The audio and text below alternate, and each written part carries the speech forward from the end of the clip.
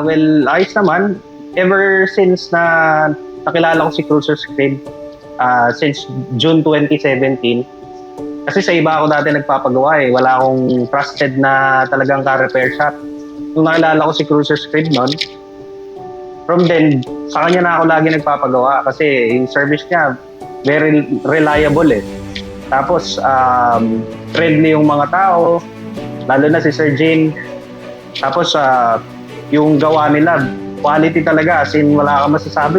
Paglabas ng kotse mo, 100% talagang mapapailing ka sa sobrang ganda eh. Parang bagong labas sa kasa eh. Yun, so far, maganda yung experience ko. Saka talagang nire-recommend ko siya sa mga kaibigan ko, sa mga ibang kamag-anak ko na ano. Kaya ngayon, marami na rin tayong napasok na cost, na-refer sa kanila, mga tita ko, mga pinsan ko, yun. Pero so far talaga, 100% job well done, Cruiser Screen.